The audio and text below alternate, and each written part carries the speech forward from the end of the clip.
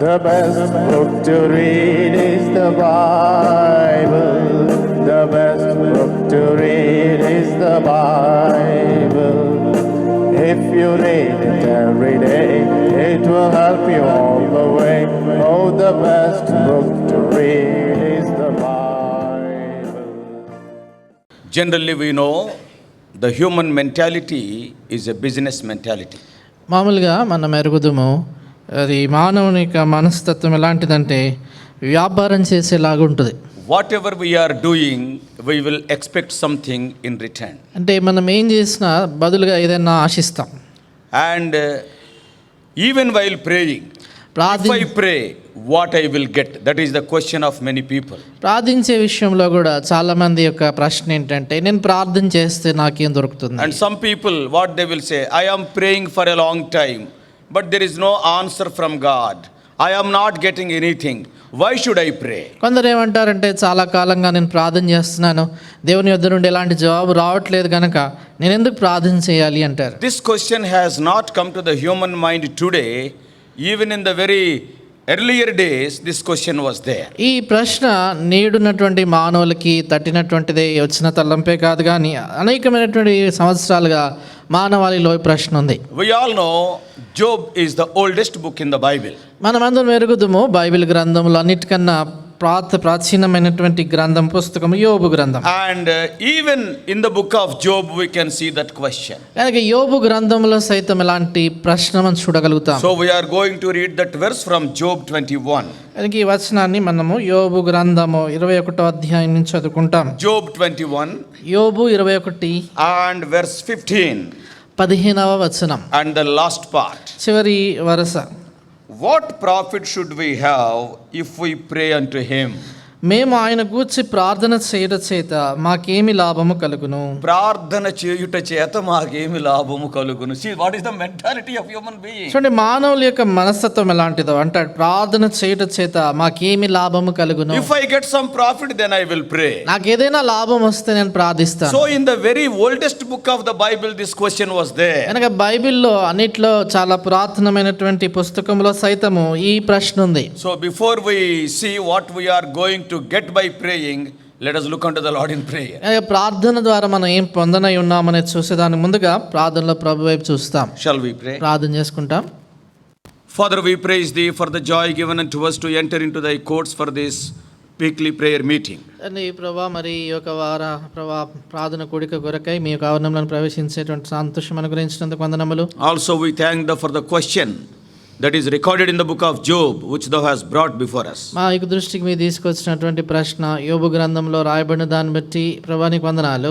And we are looking unto thee so that the Holy Spirit may minister the words of life and our hearts may be prepared to pray in the right way. ప్రభా, మేము మీ వైపు చూస్తున్నాము. దేవుని పరిశుద్ధాత్మ జీవ వాక్కులు మాకు అనుగ్రహించినట్లుగా సరైన విధానంలో ప్రార్థించినట్టు కొరకై మాకు సహాయం చేయండి. Foolish as we are, both of us, we are standing before thy precious people. ప్రభా, మరి బుద్ధిహీనులైనటువంటి మేము ఇరువురం కూడా అమూల్యమైన నీ ప్రజల ఎదుట నిలబడతా ఉంటున్నాం. జ్ఞాపకం చేసుకోండి. Put the right word in our mouth. సరైనటువంటి మాటలు మా నోట నుంచండి. O Lord, our lives and we may not be obstacles for the flow of thy blessings unto thy people. ప్రభా, మా జీవితాలు మేము ప్రభా నీ యొక్క ప్రజలకు రావాల్సిన ఆశీర్వాదాలకి ఆటంకంగా ఉండకున్నట్లు చేయండి. We are bringing all of us under the sprinkling of thy precious blood. మమ్మల్ని కూడా అమూల్యమైనటువంటి నీ రక్త ప్రోక్షణ తెచ్చుకొనుచున్నాము. Expecting great things and ascribing all glory unto thee in Jesus' precious name we pray. ప్రభా, మీ ఎదురు గొప్ప సంగతులను ఆశిస్తూ సమస్తమైనటువంటి మహిమ ఘనత మీకు ఆపాదిస్తూ యేసుక్రీస్తు ప్రభువు సర్వశక్తి గల నామమున ప్రార్థించి వేడుచున్నాం తండ్రి. Amen. Amen.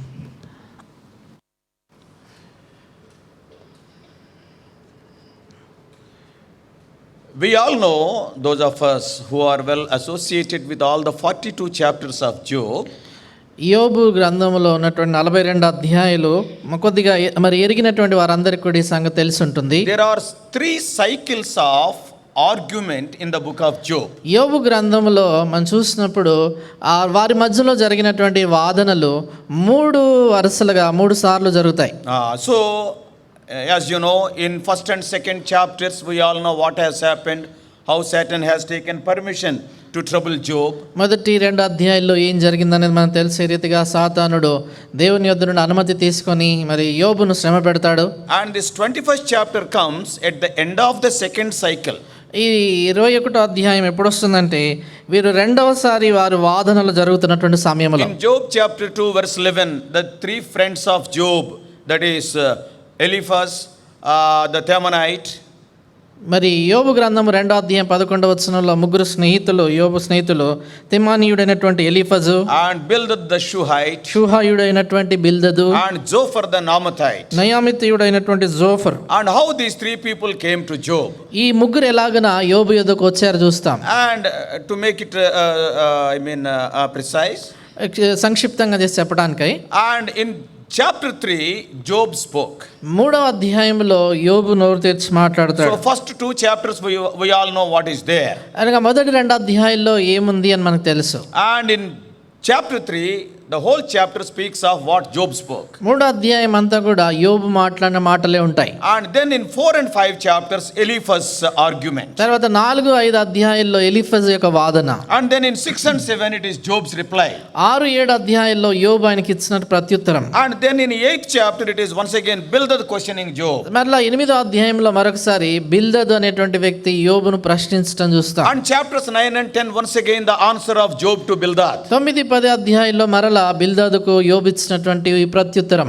And the third friend Zophar, he spoke in 11th chapter. తర్వాత 3వ స్నేహితుడైనటువంటి జోఫరు 11వ అధ్యాయంలో మాట్లాడడం మొదలు And పెడతాడు. the answer of Job is in 12, 13 and 14 chapters. తర్వాత దానికి యోబు ఇచ్చినటువంటి ప్రత్యుత్తరము 12, 13, 14 అధ్యాయాల్లో చూస్తాం. That is the first cycle, Job speaking, Eliphaz speaking, Job answering, and Bildad speaking, and Job answering, and Zophar speaking. కనుక ఇది మొదటిసారి వారి మధ్యలో జరిగినటువంటి వాదనల పరంపర. మొదటిది మొదట మరి యోబు మాట్లాడడం, తర్వాత ఎలీఫజు మాట్లాడతాడు, ఆయనకు జవాబు యోబిస్తాడు. ఆ తర్వాత బిల్దాద్ మాట్లాడతాడు, బిల్దాద్కి మరలా జవాబిస్తాడు. జోఫరు మాట్లాడతాడు, ఆయన మాట్లాడిన మాటలు మరలా యోబు So జవాబిస్తాడు. that is one cycle is completed. కనుక ఆ రీతిగా మనం చూస్తున్నాం ఒక వరుస వాదనలు జరిగాయి. So when we come to 15th chapter, once again Eliphaz started speaking. మరలా 15వ అధ్యాయానికి మనం వచ్చేసరికి మరలా మొదటివాడు ఎలీఫజు మాట్లాడతాడు. And Job 16 and 17, once again Job's answer to Eliphaz. 16, 17 అధ్యాయాల్లో మరొకసారి ఎలీఫజుకు యోబు ఇచ్చిన ప్రత్యుత్తరం. And then 18th chapter, once again Bildad speaking. 18వ అధ్యాయంలో మరొకసారి చూస్తే బిల్దదు మాట్లాడతాడు. 19th chapter is the answer of Job. 19వ అధ్యాయం యోబు ఇచ్చినటువంటి ప్రత్యుత్తరం. And Zophar spoke in 20th chapter. తర్వాత 20వ అధ్యాయంలో జోఫర్ అనే వ్యక్తి మాట్లాడతాడు. And the verse what we have read from 21st chapter, Job is answering Zophar. మనం ఇందాక చదువుకున్నటువంటి వచనం 21వ అధ్యాయంలో ఉంది. యోబు జోఫరు అనే వ్యక్తికి జవాబిస్తున్నాడు. That is the second cycle. ఇది రెండవసారి జరిగినటువంటి వాదనలు. And the third cycle, తర్వాత మూడోసారి జరిగిన once again వాదనలు Eliphaz started in chapter 22. మరొకసారి మరి ఎలీఫజ్ 22వ అధ్యాయంలో ఆయన వాదన మొదలు పెడతాడు. And Job answers in 23 and 24. యోబు మరలా దానికి 23, 24 అధ్యాయాల్లో జవాబిస్తాడు. And then Bildad spoke in 25. మరలా బిల్దద్ 25వ అధ్యాయంలో మాట్లాడతాడు. Then Job gave a very long answer from chapter 26 to 31. తర్వాత చాలా దీర్ఘమైనటువంటి ప్రత్యుత్తరాన్ని ఇస్తాడు యోబు 26 నుండి 30 అధ్యాయం 31 అధ్యాయం వరకు కూడా. And in the third cycle Zophar has not spoken. మూడోసారి జరిగినటువంటి వాదనల్లో జోఫరు మాట్లాడాడు. But a very big orator, we can say Elihu the Buzite have joined the team. అయితే బూజేయుడు అయినటువంటి ఎలీఫజు ఆయన ఎంతో వక్తగా ఉన్నాడు. ఆ మాటలు నేర్పరిగే వ్యక్తి ఆయన మాట్లాడతాడు He అక్కడ. spoke only once, but that speech was of 6 chapters. ఆయన మాట్లాడిందో కేవలం ఒకేసారి కానీ ఆయన మాటలు 6 అధ్యాయాల్లో చూస్తాం. That is from chapter 32 to 37 Elihu spoke. 32వ అధ్యాయం నుండి 37వ అధ్యాయం వరకు కూడా ఈ ఎలీహు అనేటువంటి వ్యక్తి మాట్లాడతాడు. And we all know from 38 to 41 the Lord replied. మనం ఎరుగుతాం. తర్వాత 38వ అధ్యాయం మొదలుకు 41వ అధ్యాయం వరకు కూడా దానికి యెహోవా ఇచ్చిన జవాబు. And 42nd chapter, once again Job answered the Lord. 42వ అధ్యాయంలో మరొకసారి ఈ యోబు దేవునికి ప్రత్యుత్తరాన్ని ఇస్తాడు. This is the general idea about the book of Job. ఇది యోబు గ్రంథాన్ని గురించినటువంటి మామూలుగా మనకు అర్థం అవడానికి కొరకైనటువంటి గ్రహింపు So కొరకైనటువంటి when we come to the 21st chapter, it is the end of the second cycle of discussions.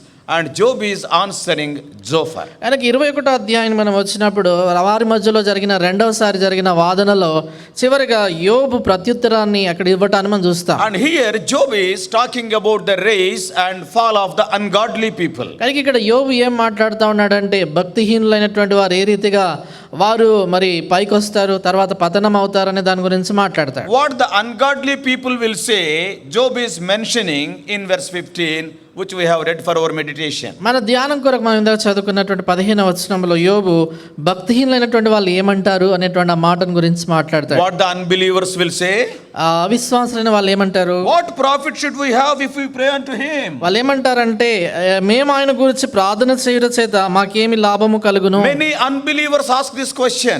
అనేక మంది అవిశ్వాసులు ఈ ప్రశ్న అడుగుతారు. Do you know why? ఎందుకో తెలుసా? Because of their egoistic attitude. వారికి ఉన్నటువంటి అహంభావాన్ని బట్టి. Many people who say that there is no God, it is out of their egoism. They don't want to bow their head before anybody, and finally they don't want to bow their head before God also. కనుక ఎవరైతే దేవుడు లేడని చెప్పేటువంటి వాదన చేస్తుంటారో అలాంటి వారు ఎందుకు అలా చేస్తుంటారంటే ఎవరి ఎదుట తల వంచడానికి వారికి ఇష్టం ఉండదు, కనీసం దేవుని ఎదుట కూడా తల వంచడానికి వాళ్ళకి ఇష్టం ఉండదు కాబట్టి. And if the unbelievers ask the question, it is well and good. కనుక అవిశ్వాసులు ఒకవేళ అలాంటి ప్రశ్న అడిగితే బాగానే ఉంటుంది. But sadly, even some of the Christians, they are asking this question. అయితే బాధకరమైన సంగతి ఏంటంటే క్రైస్తవులైనటువంటి వారు కూడా కొందరు ఈ ప్రశ్న అడుగుతున్నారు. Oh, when they see the wicked people prospering without any effort and without any godliness, భక్తిహీనులైనటువంటి వారు ఏ భక్తి లేకుండా జీవిస్తూ కూడా వారు వర్ధిల్తున్నప్పుడు వాళ్ళు చూసినప్పుడు we are born again అనుకుంటారు, మేము తిరిగి జన్మించాం, and we are suffering for the Lord, మేము ప్రభు కొరకు ఎంతో we are బాధపడుతున్నాం, maintaining our testimony. మా సాక్ష్యాన్ని కాపాడుకుంటున్నాం. But many times we are praying, we are not getting the answer. What is the use of our అయితే prayer? చాలా సార్లు మేము ప్రార్థన చేస్తున్నాం కానీ ఏమాత్రం జవాబు రావట్లేదు కనుక మా ప్రార్థనలకు వలన వచ్చేటువంటి లాభం ఏంటి అని అనుకుంటారు. Even Asaph in Psalm 73 we can see a similar type of question. కనుక ఆసాఫ్ కూడా కీర్తన 73లో ఇదే రకమైనటువంటి ప్రశ్న వేస్తాడు. What he is saying in verse 13? 13వ వచనంలో ఏమంటాడు ఆయన? See in verse 12 it is written, 12లో రాయబడింది, behold, these are the ungodly who prosper in the world, they increase in riches. ఇదిగో ఇట్టివారు భక్తిహీనులు, వీరు ఎల్లప్పుడూ నిశ్చింత గల వారే ధనవృద్ధి చేసుకొందురు. Oh, they are not having any chinta, any worry, అని చూడండి, వీళ్ళు నిశ్చింతగా ఉన్నారు, ఏ చింత లేదు వాళ్ళకి. and they are increasing their riches. అంతేకాదు వారు ధనవృద్ధి చేసుకుంటున్నారు. And Asaph got a question in his mind. ఇప్పుడు ఆసాఫ్కు మనసులో ఒక ప్రశ్న What వచ్చింది. is the question? ఏంటా A ప్రశ్న? very discouraging question. చాలా నిరుత్సాహకరమైనటువంటి ప్రశ్న. In verse 13, 73:13, what Asaph says? 73:13లో Asaph ఏమంటాడు? Verily I have cleansed my heart in vain and washed my hands in innocency. నా హృదయమును నేను శుద్ధి చేసుకొని ఉండుట వ్యర్థమే, నా చేతులు కడుక్కొని నిర్మలుడనై ఉండుట వ్యర్థమే. What is the use of my being born again? అసలు నేను తిరిగి జన్మించడం వల్ల ఉపయోగం ఏంటి? Probably you may be having this question in your mind. ఒకవేళ ఈ ప్రశ్న నీ మనసులో ఉండవచ్చు. For so many years I am praying but there is no answer. What is the use of praying? అనేక సంవత్సరాలుగా నేను ప్రార్థన చేస్తున్నాను కానీ ఏం జవాబు రావట్లేదు It is గనక not only ఏం to లాభం? you, even in the book of Job we have seen, in the book of Psalms also we have seen. మనకి ఈ ప్రశ్న నీకు క్రొత్తగా వచ్చిందేం కాదు. యోబు గ్రంథంలో మనం చూసాము, కీర్తనల గ్రంథంలో కూడా అలాంటి వారికి ఆ ప్రశ్న వచ్చింది. And how can we get the answer to this very critical or trivial question? కనుక ఈ ప్రాముఖ్యమైనటువంటి క్లిష్టతరమైనటువంటి ప్రశ్నకి జవాబు మనం ఎలా పొందగలం? Asaph is telling, ఆసాఫ్ అంటాడు, I could not understand till I went into the sanctuary. ఈ ఆసాఫ్ ఏమంటాడంటే నేను దేవుని మందిరమునకు వెళ్ళు వరకు కూడా ఇది నాకు అర్థం కాలేదంటే. Verse 17, 17 until I went into the sanctuary of God, then understood I their end. నేను దేవుని పరిశుద్ధ స్థలములోనికి పోయి వారి అంతమును గూర్చి ధ్యానించే వరకు ఆ సంగతి నాకు ఆయాసకరంగా ఉండెను. This type of questions can be answered when we come to the sanctuary. కానీ ఈ రకమైనటువంటి ప్రశ్నలకు జవాబు ఎప్పుడు వస్తుందంటే మనం పరిశుద్ధ స్థలములోనికి ఎప్పుడైతే వస్తామో Why we అప్పుడు. come to the prayer meeting? ఎందుకని ప్రార్థన కూడికకు మనం వస్తాం? Why we come to the worship service? ఎందుకని ఆరాధన కూడికకు మనం Yeah, వస్తాము? in the house of God, many of our critical questions will be answered. ఎంచేతంటే దేవుని మందిరములో మన కష్టమైనటువంటి అనేకమైన ప్రశ్నలకి జవాబులు దొరుకుతాయి. Then Asaph could understand. అప్పుడు ఆసాఫ్ అర్థం In చేసుకోగలిగాడు. verse 18, 18లో oh, they are having riches, they are having prosperity, but thou did set them in slippery places. అవును, వారు వర్ధిల్తా ఉన్నారు, వారికి ధనవృద్ధి ఉంది కానీ అంటాడు నిశ్చయముగా నీవు వారిని కాలు జారు చోటనే ఉంచి ఉన్నావు. And so not only that, he talks about their destruction in the second part. తర్వాత రెండో భాగములో వారు నశించిపోతారు అని అంటాడు. Yes, brothers and sisters, అనగా సహోదరి సహోదరులారా, we need not be discouraged by seeing the prosperity of the ungodly people and by seeing your prayers are not answered so quickly. కనుక భక్తిహీనులైనటువంటి వారు వర్ధిల్లటాన్ని చూసి మరొక వైపు నీ ప్రార్థనలకు త్వరగా జవాబు రాకపోవటాన్ని బట్టి నిరుత్సాహపడాల్సిన అవసరం లేదు. We are going to see this question for a few minutes. కొన్ని నిమిషాలు ఈ ప్రశ్నను మనం ధ్యానం చేస్తాం. Because many of us are having this question. ఎంచేతంటే మనలో అనేకులము ఈ ప్రశ్న కలిగి ఉన్నాం. Because when some difficulty comes in our lives, I have heard many people saying or murmuring, some people spelling it out, and see what they are telling is, where is God? In the corona, I am having only one daughter and she died, and she is a very young girl, and one brother was there, one son is there, they died.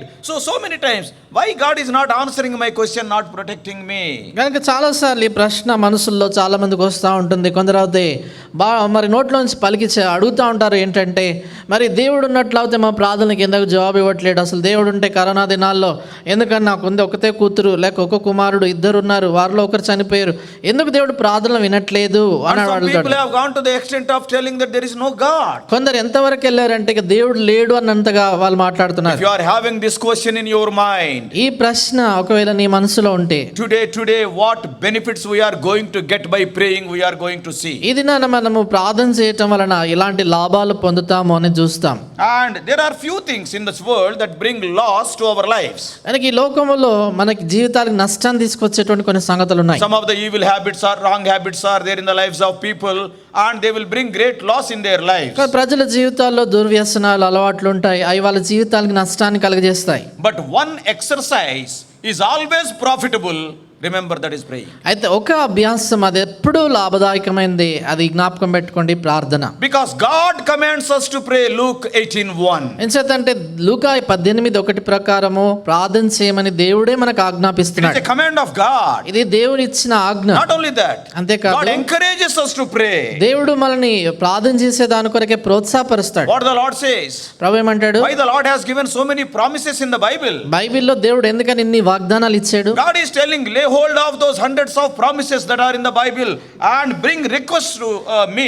దేవుడు ఏమంటున్నాడంటే బైబిల్లో ఉన్నటువంటి వందలాది వాగ్దానాలను చేపట్టి మీ మనవులు నా దగ్గరికి తీసుకురండి అంటాడు. Not only he commands us to pray, not only he encourages us to pray, he challenges us to pray. చూడండి, దేవుడు కేవలం మనం ప్రార్థించే దాని కొరకై ఆయన ఆజ్ఞాపించడమే కాదు, ప్రోత్సాహపరచడం మాత్రమే కాదు, కానీ ప్రార్థించే దాని కొరకై సవాల్ వేస్తున్నాడు. For example, the prayers of Apostle Paul, even the prayers of Lord Jesus Christ, they are a great challenge to us. చూడండి, ఉదాహరణకి చూడండి, అపొస్తలులైనటువంటి పౌలు ప్రార్థనలు కావచ్చు, యేసుక్రీస్తు ప్రభు చేసిన ప్రార్థనలు కావచ్చు, అవి మనకి ఎంతగానో సవాలుతో కూడినవి, ప్రోత్సాహకరమైనవి. In what situations they have prayed. వారు ఎలాంటి పరిస్థితుల్లో ప్రార్థించారు? In some of the cases their prayers are not answered. వారు చేసిన కొన్ని పరిస్థితుల్లో వారి ప్రార్థనలకు జవాబు రాలేదు. It is not that their prayers are not answered, అంటే వారి ప్రార్థనలకు జవాబు రాలేదని కాదు, but their prayers are not answered in the way they thought. అయితే వారు అనుకున్న విధానంలో ఆ ప్రార్థనలకు జవాబు రాలేదు. Because generally we will go with an already written script to God. If I pray like that, God answers like this, and if God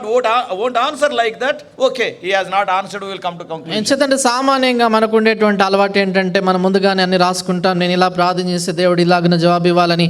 ఒకవేళ నేను అనుకున్నటువంటి విధానం దేవుడు జవాబు ఇవ్వలేదంటే ఆ ప్రార్థనకు దేవుడు ప్రత్యుత్తరం ఇవ్వలేదని అనుకుంటాం. Many times we are like Naaman. చాలాసార్లు నయమాను వల్లే మనం ఉంటాం. Oh, if I go to the prophet, నేను ప్రవక్త దగ్గరికి he వెళ్తే will come out ఆయన వెలుపలికి and he వస్తాడు, will put his hand on the wound ఆయన నా గాయంపై తన చేయి and ఉంచుతాడు, he will pray. ప్రార్థన చేస్తాడు. Step after step, everything. See, Naaman has already is having a written script. కనుక చూడు, మెట్టు వెంబడి మెట్టు ఏమి జరగాలో అనేది ముందుగానే రాసుకొని పెట్టుకున్నాడు Naaman. But nothing has happened. అయితే ఆయన అనుకుంది ఏది జరగలేదు. Elisha has not come out. Elisha బయటికి రాలేదు. And he has asked him to go and take a dip in the river Jordan 7 times. తర్వాత ఏం చెప్పాడంటే వెళ్ళి యోర్దాన్ నదిలో 7 మార్లు మునుగుమంటాడు. That is not an easy distance in those days from Samaria where Elisha is there, and to go to Jordan it is nearly 40 kilometers. కనుక ఆ దినాల్లో మరి అంత సామాన్యమైన దూరం కాదు. ఎలీషా ఉన్నటువంటి సమరయాకి యోర్దాన్ నదికి 40 కిలోమీటర్ల దూరం. Then immediately he became very angry. వెంటనే ఈ నయమాన్ ఎంతో కోపపడతాడు. Because the answer has not come in the way which he has thought. ఎందుకంటే ఈయన అనుకునే విధానంలో జవాబు రాలేదు గనక. Many times we are like that. చాలా సార్లు మనం అలాగ We ఉంటాం. come to God మన దేవుని దగ్గరకు వస్తాం, and I am going to pray like this. నేను ఇలా ప్రార్థన చేస్తా, God is going to answer like this. దేవుడు ఇలా జవాబిస్తాడు. When this sequence is not followed, immediately we will be discouraged. కనుక మనం అనుకున్నటువంటి క్రమములో సంగతులు జరగకపోతే వెంటనే నిరుత్సాహపడుతుంటాం. Even to Paul also, what he has thought, God has not answered in the way in which he has thought. చూడండి పౌలు విషయంలో కూడా తాను ఎలాగ దేవుడు జవాబు ఇవ్వాలనుకున్నాడో అలాగ దేవుడు జవాబు ఇవ్వలేదు. So we are going to see some of the benefits we are going to receive when we pray. కనుక మనం ప్రార్థన చేసినప్పుడు మనం పొందేటువంటి కొన్ని లాభాలు ఏంటని మనం చూస్తాం. Quickly I want to tell you 7 benefits. త్వరగా 7 లాభాలు ఏంటో చెప్తాను. Number 1, మొదటిది, your strength is renewed. మీ యొక్క బలము నూతన పరచబడుతుంది. When we come to a prayer meeting, we will come with all burdens bent down, that's all. And after prayer meeting, we will be leaving all those things here and we will be going, means your strength is renewed. ప్రార్థన కూడికకు వచ్చినప్పుడు మన భారములు బరువులన్నీ మోసుకొని దాదాపుగా బలం తగ్గిపోయి వంగిపోయినట్లుగా వస్తామో, ప్రార్థన కూడికి వచ్చి ప్రార్థన చేసి వెళ్ళినప్పుడు నూతన బలముతో లేచి నిలబడి ముందుకెళ్తున్నట్లు వెళ్తాం. Isaiah chapter 40. యెషయా గ్రంథం 40 And from verses 28, 29, 30, 31. 28, 29, 30, 31 వచనాలు.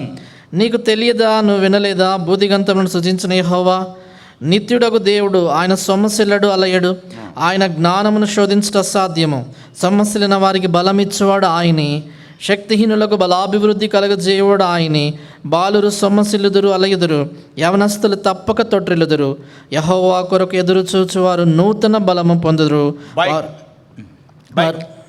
By coming to a prayer meeting, our strength will be renewed. కనుక ప్రార్థన కూడికకు రావడం ద్వారా మన బలము నూతన పరచబడుతుంది. In this portion, what is written?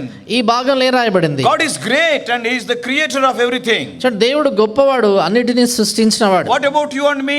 నీ విషయం నా విషయం We are ఏంటి? weak, we are small, we are frail. చూడండి, మనం ఎంతో చిన్న వాళ్ళమి, బలహీనులమి, దౌర్బల్యులమి. But when we wait upon God, అయితే ఎప్పుడైతే దేవుని మీద ఆధారపడతామో what will happen? అప్పుడు ఏమవుతుంది? Yes, He exchanges our weakness with His strength. దేవుని సన్నిధిలో కనిపెట్టినప్పుడు మన బలహీనతకు బదులుగా ఆయన బలాన్ని మనకిస్తాడు. When I was suffering from COVID, నేను కోవిడ్తో బాధపడుతున్నప్పుడు, when the doctors lost hopes twice, 2 పర్యాయాలు డాక్టర్లు ఆశ లేదు అని అనుకున్నప్పుడు, today only I have uploaded my COVID testimony in the YouTube. ఇది నా యూట్యూబ్లో నా కోవిడ్ వచ్చినటువంటి ఆ సమయంలో సాక్ష్యాన్ని యూట్యూబ్లో అప్లోడ్ Of course, చేశాను. in my personal channel, that is John Victor Hebron channel. అది నా వ్యక్తిగతంగా మరి జాన్ విక్టర్ హెబ్రోన్ ఛానల్ ఉంది, దాంట్లో నేను అప్లోడ్ చేశాను. Yes, when I lost hopes, నేను ఆ బ్రతుకుతానని ఆశలు పోయాయి. twice they told. 2 సార్లు చెప్పారు. And this is the verse. It was ringing in my ears all the time. కనుక ఆ సమయంలో నా చెవుల్లో ఎప్పుడు గింగురం అంటున్నటువంటి వచనం ఇది. I was not fearing death. నేను మరణానికి ఏం Because భయపడలేదు. anyhow, one day we have to die. ఏం చేద్దంటే ఎప్పుడైనా ఒక దినం But చనిపోవాల్సిందే. time and again in my ears, in my heart, this verse was ringing. My strength is perfected in your weakness. అయితే మరలా నాకు ఈ యొక్క వచనము చెవుల్లో గింగురం అంటా ఉంది. నీ బలహీనత యందు నా యొక్క శక్తి పరిపూర్ణం అవుతుందని. So when we come to a prayer meeting like this, మనకి ఇలాంటి ప్రార్థన కూడికకు మనం వచ్చినప్పుడు God exchanges His strength in the place of our weakness. దేవుడు ఏం చేస్తాడంటే మన బలహీనతకు బదులుగా తన బలాన్ని మనకిస్తాడు. Do you believe this? ఈ సంగతి నమ్ముతున్నారా? Those who wait upon the Lord. యెహోవా కొరకు కనిపెట్టుకున్నవారు. Wait, that is, there are 3 meanings I can tell.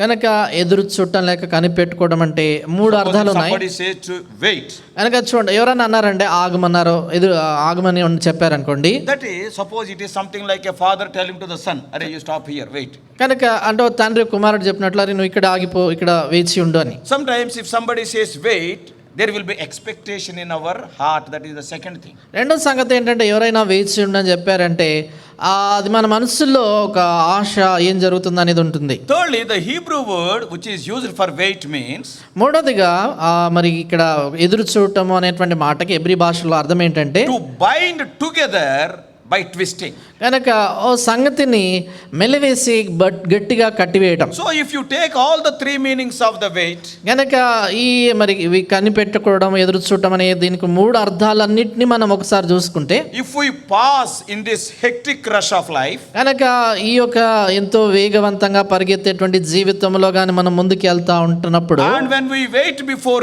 God with expectancy, అలాంటి పరిస్థితుల్లో దేవుని సన్నిధిలో ఆశతో మనం ఎదురు చూసినప్పుడు, then we shall become entwined in the promises of God. అప్పుడు దేవుని యొక్క వాగ్దానాలతో మనం పెనవేసుకుని ఉంటాం.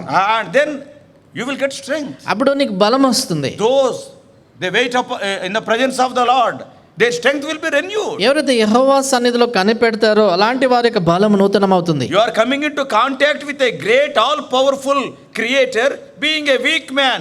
Now it will be balanced. కనుక చూడండి, నువ్వెంతో బలహీనుడు అయి ఉండి సర్వశక్తి కలిగినటువంటి సృష్టికర్తతో నువ్వు కలిసి వచ్చినప్పుడు శక్తి సమానంగా అవుతుంది. I do not know how to explain. I think it is in physics. Suppose in 2 parts water is there. Suppose higher level is there. In this lower level, if you join both of them, both the levels will be almost at the same level. చూడండి, భౌతిక శాస్త్రంలో ఒక ఉదాహరణ ఉంటుంది. ఏంటంటే నీళ్ళు మట్టం ఒక దాంట్లో తక్కువ ఉంటుంది, ఒక దాంట్లో చాలా ఎక్కువ ఉన్నప్పుడు ఈ రెండింటిని కలిపినప్పుడు రెండు కూడా సమముగా అయిపోతాయి. So the first thing what we get by coming to a prayer meeting or when you pray, కనుక మరి ప్రార్థన కూడికలో మనం వచ్చి ప్రార్థన చేస్తున్నప్పుడు మొదటిదిగా మనకు దొరికేది ఏంటంటే, you and I need not tell what I will get if I pray.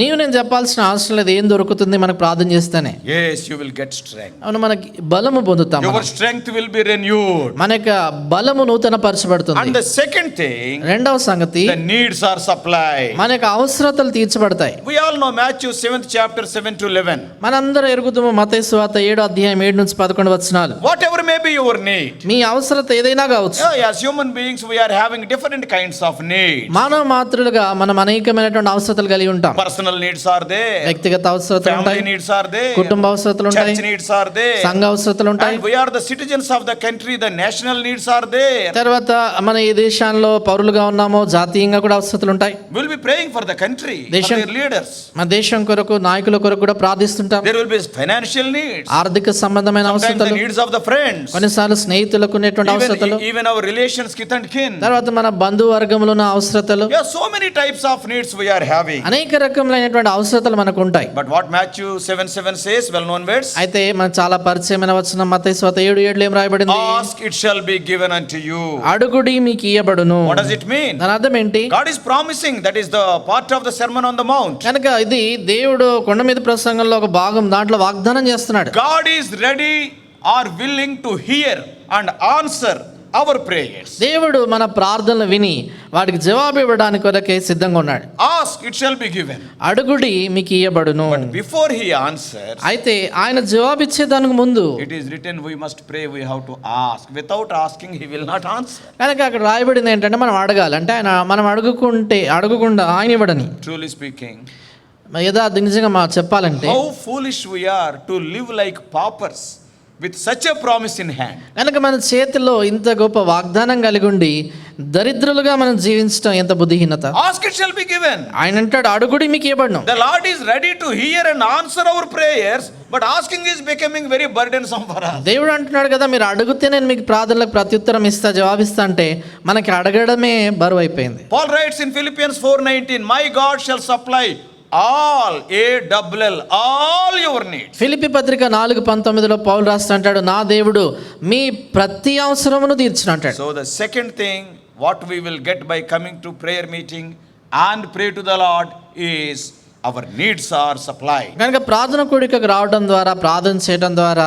రెండో సంగతి మనం ఏం పొందుతామంటే మన యొక్క అవసరతలు తీర్చబడతాయి. And the third thing is, మూడోది ఏంటంటే, see, never question what I am going to get in prayer. ప్రార్థనలో మరి నాకేం లాభం వస్తుంది అని ఎప్పుడు Your ప్రశ్నించకూడదు. strength is renewed. నీ యొక్క బలం నూతనపరచబడుతుంది, Your needs are supplied. నీ యొక్క అవసరతలు తీర్చబడతాయి. Thirdly, మూడవది, your joy is increased. నీ యొక్క సంతోషము వృద్ధి ఎక్కువ అవుతుంది. John's Gospel, యోహాను సువార్త 16th chapter.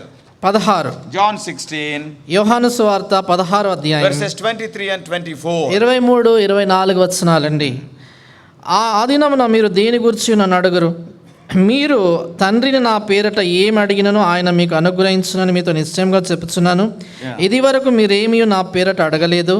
మీ సంతోషము పరిపూర్ణమగునట్లు అడుగుడి, మీకు దొరుకును. What Lord is telling? ప్రభు ఏమంటాడు? You ask anything in my name, put forward your petition to my Father. ఆయన అంటాడు, నా నామమున మీరు ఏదైనా అడగండి, నా తండ్రి దగ్గరికి వచ్చి మీ విన్నపాలు తెలియచేయండి, And he will answer. ఆయన జవాబిస్తాడు. Answers are guaranteed when you ask in the name of Lord Jesus Christ and put forth that petition before the Father. యేసుక్రీస్తు ప్రభు నామమున మన ప్రార్థన విన్నపాలు తీసుకొచ్చి తండ్రి సన్నిధిలో పెడితే ఆ ప్రార్థనకు జవాబు ఖచ్చితం. And what God is telling? దేవుడు ఏమంటాడు ఇక్కడ? You will get the answer. మీకు జవాబు వస్తుంది. It is something like this. ఇది ఎలాగుంటుందంటే, If you purchase one pant, another pant is free.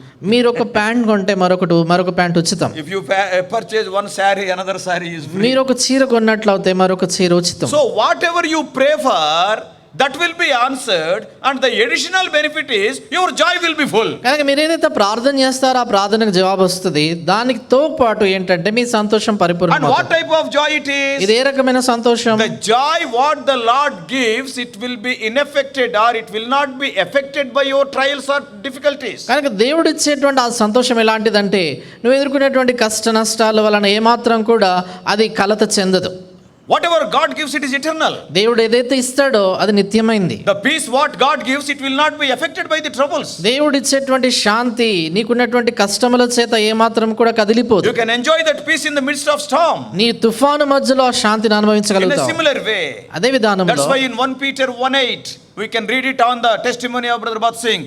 Joy unspeakable. అందుచేత 1 పేతురు 1:8 భక్త్ సింగ్ గారి యొక్క సాక్ష్య పుస్తకం మీద ఉంటుంది, చెప్పన శక్యమును మహిమాయుక్తమైన సంతోషం. In John 15:11, యోహాను once 15:11 again joy is mentioned there. అక్కడ మరొకసారి సంతోషాన్ని గురించి The రాయబడింది. joy of the Lord is our strength. Nehemiah 8:10. Nehemiah గ్రంథం 8:10, యెహోవాను బట్టి ఆనందించడం వలన మీకు బలము కలుగును. What type of joy it is? ఏ రకమైన ఆనందం ఇది? When the people bet the disciples, ఎప్పుడైతే ప్రజలు శిష్యులను వారు కొట్టారో, in Acts 5:41, అపొస్తలుల కార్యాలు 5:41 what is written there? అక్కడే రాయబడింది, After being beaten by the people, they went out of their presence with great joy. అక్కడ రాయబడిన మాట ఏంటంటే, ప్రజలు వారిని 5:41. అపొస్తలుల కార్యాలు 5:41 వారి చేత వారు కొట్టబడిన తర్వాత రాయబడింది, ఆ నామము కొరకు అవమానం పొందుటకు పాత్రులమని ఎంచబడినందున వారు సంతోషించుచు మహాసభ ఎదుట నుండి వెళ్ళిపోయారు. See, it is something like 16:25 of Acts of Apostles. That is Paul and Silas singing songs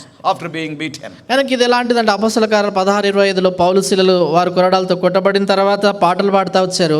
ఇలాగే ఇక్కడ కూడా వీళ్ళు అసంతోషంతో వెళ్ళారు. The joy which you are going to get in a prayer meeting, when you bring forth your petitions, your joy will be full. కనుక ప్రార్థన కూడికలు ఎప్పుడైతే నీ విన్నపాలు దేవుని సన్నిధిలో పెడతావో ఆ సమయంలో పొందబోయేది అది సంపూర్ణమైనటువంటి సంతోషం. Ask anything in my name, put forth that petition before my Father, he will answer that.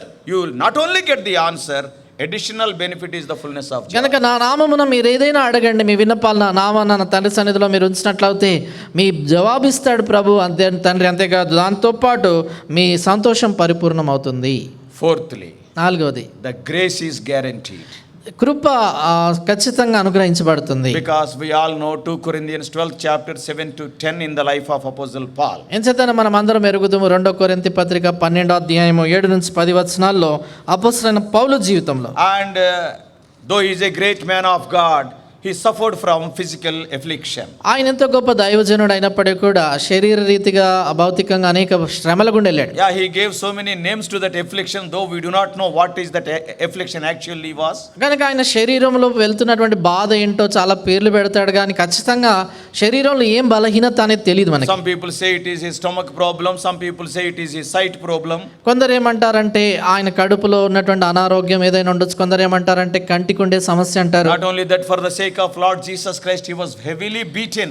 We do not know what was the problem exactly. తర్వాత యేసుక్రీస్తు ప్రభువు నామం కొరకు ఎంతగో ఎక్కువగా ఆయన కొట్టబడ్డాడు కాబట్టి ఖచ్చితంగా శరీరంలో ఉన్న సమస్య ఏంటని మనకు తెలియదు. But the names Paul was giving was, it was a thorn in my flesh. అయితే దానికి పౌలు పెట్టిన పేరు ఏంటంటే నా శరీరంలో ఒక ముళ్ళు అంటాడు. And he gave another name, it is the messenger of Satan. తర్వాత మరొక పేరు పెడతాడు ఏంటంటే సాతాను యొక్క దూత అంటాడు. And not only that, అంతేకాదు he prayed for that thrice.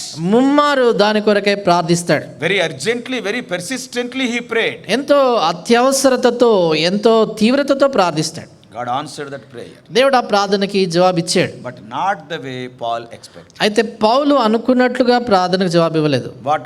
See, Paul thought that he will remove that ailment. కనుక పౌలు ఏమనుకున్నాడంటే ఆ వ్యాధి లేక బలహీనత దేవుడు తీసేస్తాడేమని. What God said?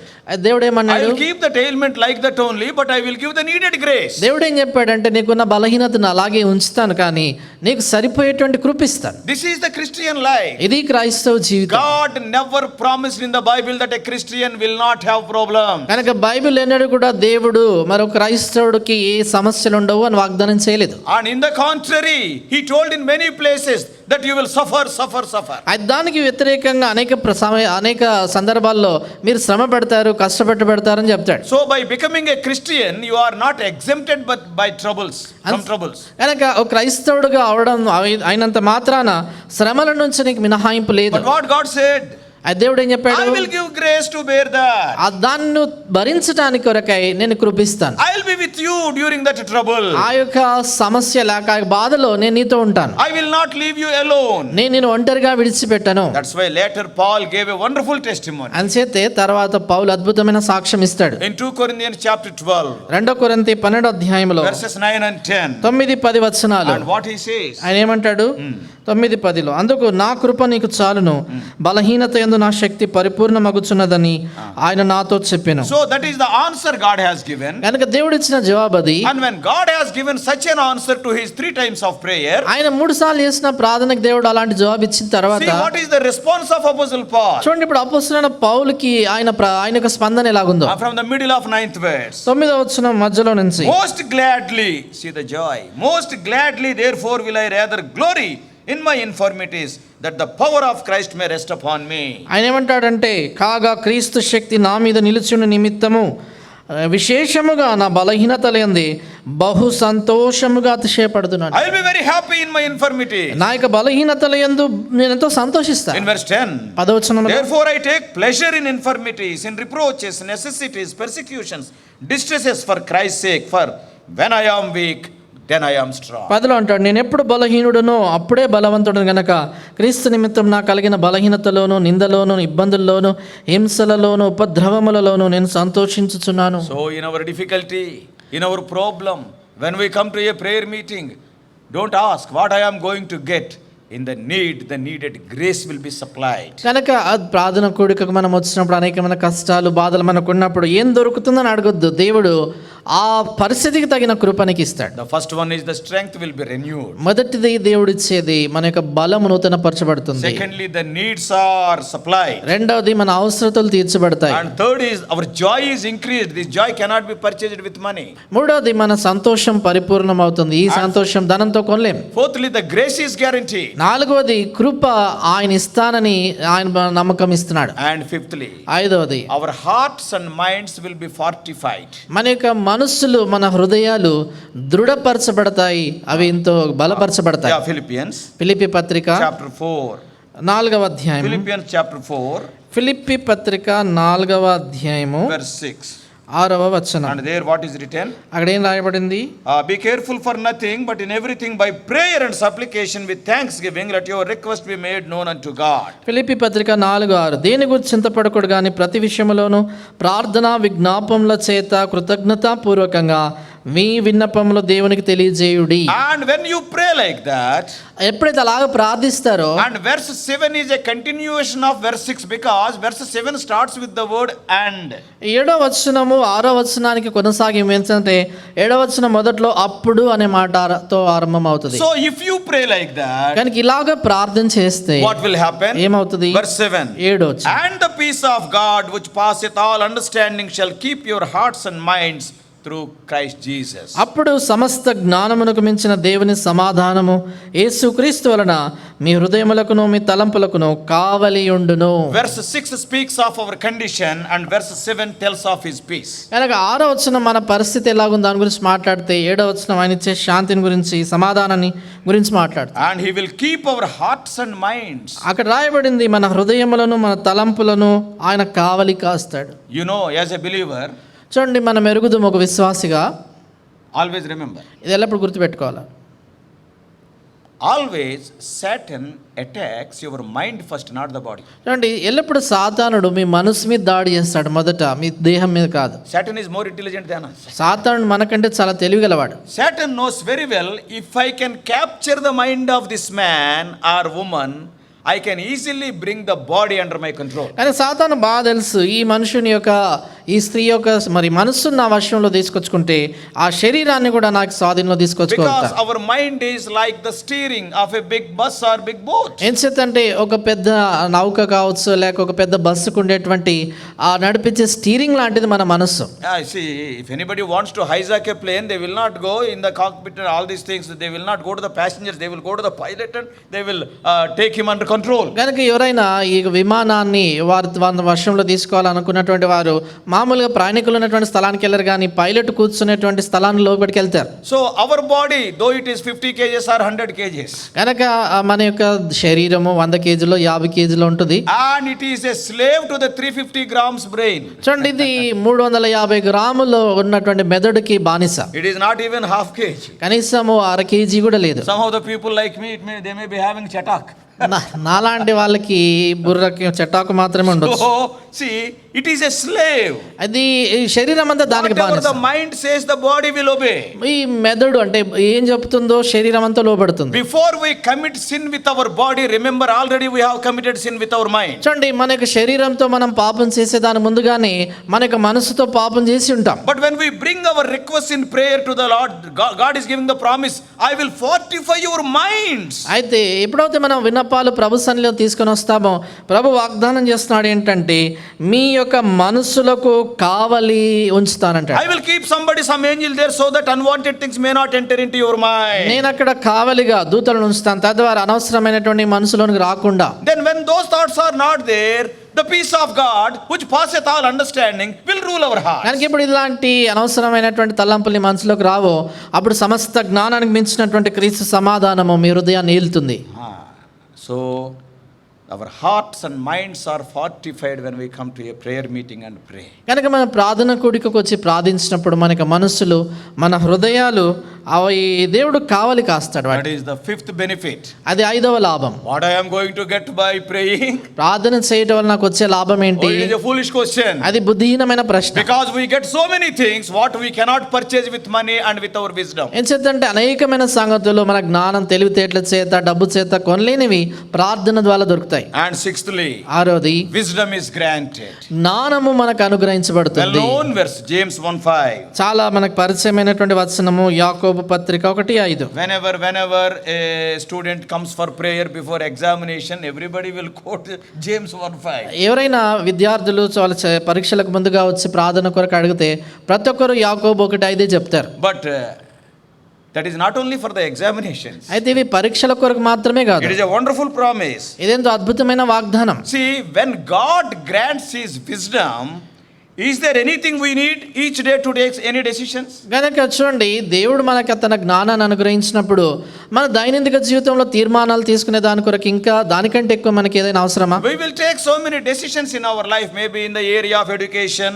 or job or home or marriage, whatever it may be. మన జీవితాల్లో అనేక వలయాల్లో మన యొక్క ఇంటి విషయంలో కావచ్చు, పెళ్లి విషయంలో కావచ్చు, చదువు విషయంలో కావచ్చు, ఉద్యోగ విషయంలో కావచ్చు, చాలా తీర్మానాలు తీస్తాం. Yes, for that we need divine wisdom. దాని కొరకి మనకు దైవిక జ్ఞానం అవసరం. Always remember one thing. ఎల్లప్పుడూ ఒక సంగతి జ్ఞాపకం It ఉంచుకోవాలి. is very easy to take wrong steps in this world. ఈ లోకములో తప్పు తీర్మానాలు తీసుకోవటం చాలా సులువు. Because the world is a slippery ground. ఏం చేద్దంటే ఈ లోకము జారుడు మరి భూమి లాంటిది. Though you walk carefully, sometimes you may slip down. నువ్వు చాలా జాగ్రత్తగా నడుస్తున్నా కొన్నిసార్లు జారి పడిపోతావు. So it is very easy to take wrong decisions. అందుచేతే తప్పు తీర్మానాలు తీసుకోవటమే చాలా సులువు. But when we pray, అయితే మనం ప్రార్థించినప్పుడు, when you pray, the needed wisdom will be granted unto you. అయితే నువ్వు ప్రార్థించినప్పుడు నీకు కావాల్సినటువంటి జ్ఞానము నీకు ఇవ్వబడుతుంది. That divine wisdom will guide us. That divine wisdom will guard us. ఆ యొక్క దైవికమైనటువంటి జ్ఞానం మనల్ని నడిపిస్తుంది. ఆ దైవిక జ్ఞానమే మనల్ని కాపు So కాస్తుంది. not only at the time of writing examinations, in every day, in every decision what we take, we have to claim the wisdom of God. That is also in prayer. That is another benefit. అందుచేతే మన పరీక్షలు రాసేదానికి ఆ సమయంలోనే కాదు, కానీ మన ప్రతిదిన జీవితంలో తీసుకునేటువంటి ఆ ప్రతి తీర్మానం కొరకు దైవికమైనటువంటి జ్ఞానాన్ని ప్రార్థనలు అడిగి మనం పొందాలి. So what I will get if I come to a prayer? కనుక ప్రార్థనకు వచ్చిన ప్రార్థన కూడికకు వచ్చినప్పుడు నాకేం లాభము అంటే, My strength is renewed because my burdens I can roll away in the presence of God. దేవుని సన్నిధిలో ప్రార్థనలో నా భారం ఆయన మీద దొర్లివేస్తా గనక నా యొక్క బలం నూతన When పరచబడుతుంది. I ask, my needs are supplied. Secondly, రెండవదిగా నేను అడిగినప్పుడు నా యొక్క అవసరతలు తీర్చబడతాయి. and thirdly, my joy is increased. మూడవదిగా నా సంతోషం పరిపూర్ణం అవుతుంది. I may come with tears, but I will go back with joy. నేను కన్నీటితో రావచ్చు కానీ ఆనందంతో వెళ్తాను. I may come very sorrowfully, but while going, I will be going very happily. ఎంతో దుఃఖంతో నేను లోపలికి రావచ్చు కానీ వెళ్ళేటప్పుడు సంతోషంతో బయటికి వెళ్తాను. Because I prayed unto the Lord, I rolled away my burden unto the Lord. ఎందుకంటే ప్రభు సన్నిధిలో ప్రార్థన చేశాను, నా భారాలన్నీ కూడా ఆయన మీద ఆయన సన్నిధిలో గుమ్మరించుకున్నా. Fourthly, the grace of God is guaranteed when we pray. నాలుగవదిగా మనం ప్రార్థన చేసినప్పుడు దేవుని కృప నిశ్చయంగా Yes, He అనుగ్రహించబడుతుంది. will not answer in the way what you think, but He will add grace. అయితే మనం అడిగినటువంటి విధానంలో జవాబు ఇవ్వడు కానీ ఆయన కృపను జత చేస్తాడు. And our hearts and minds are fortified. What a wonderful thing it is. తర్వాత మన యొక్క మనస్సులు మన హృదయాలకి ఆయన కావలి ఉంచుతాడు. ఇదంతా అద్భుతమైన సంగతి. And sixthly, wisdom is granted, which is very much needed for every one of us. ఆరోదిగా మనందరికీ చాలా అవసరము జ్ఞానం అనుగ్రహించబడుతుంది. Seventhly and finally, ఏడవది చివరిది, our fellowship with God will be deepened.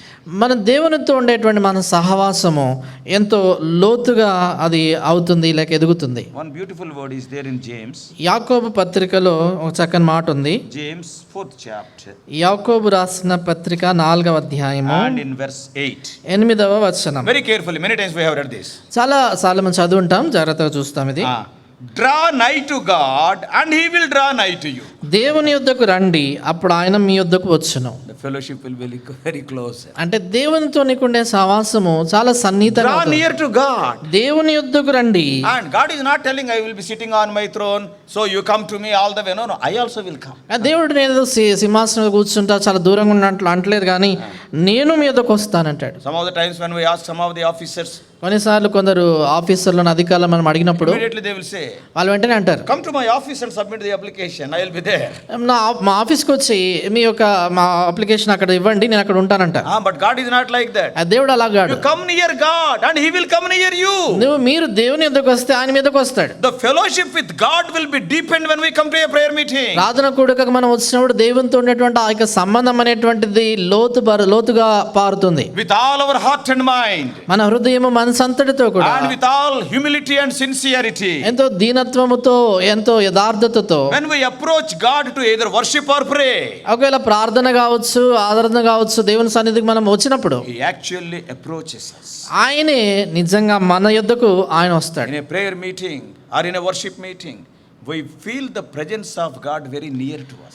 ప్రార్థన కూడికలో కావచ్చు ఆరాధన కూడికలో కావచ్చు దైవ సన్నిధి మనకి ఎంతో సమీపంగా ఉన్నట్లు మనం ఆ అనుభూతిని పొందుతాం. As weak people, as needy people, as sinful people saved by the grace of God, when we come near to God, oh, such a great and loving God, He wants to come to us. What an amazing thing it is. కనుక చూడండి, బలహీనులైనటువంటి మనం ఈ పాపాత్మలమైనటువంటి వనలము అలాంటి వారు ఎప్పుడైతే దేవుని సన్నిధిలోకి వచ్చి మొరపెడతామో ఆయన మన యొద్దకు వచ్చి ఆయన మనం సమీపిస్తాడని చెప్పడము నిజంగా ఎంతో గొప్ప ఆశ్చర్యకరమైన The సంగతి. fellowship with God is the greatest of all fellowships. చూడండి, దేవునితో సహవాసం అన్ని స్నేహాలు సహవాసాల కంటే గొప్పది. If you know an MLA, మీకు ఎవరైనా ఎమ్మెల్యే తెలిస్తే so with pride we will tell, I know that MLA. ఎంతో అతిశయంతో చెప్తాం, నాకు ఆ ఎమ్మెల్యే తెలుసు When అంట. I go to him, he only say good morning.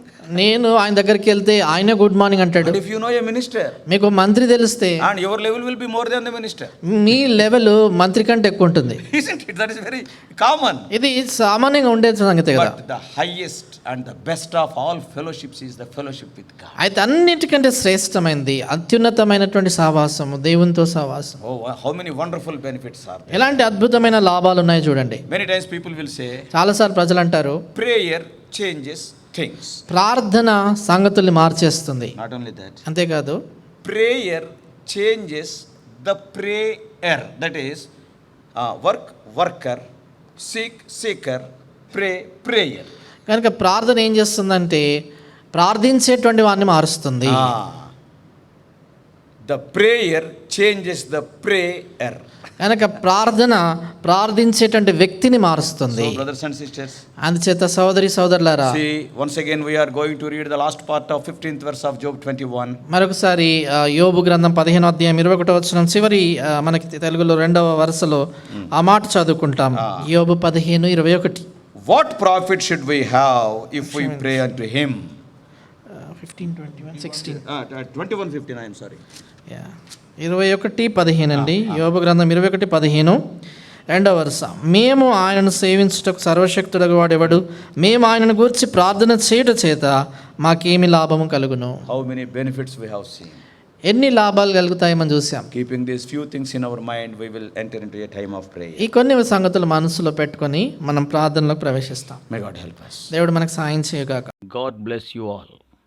Please subscribe for more spiritual messages on YouTube channel John Victor Hebron.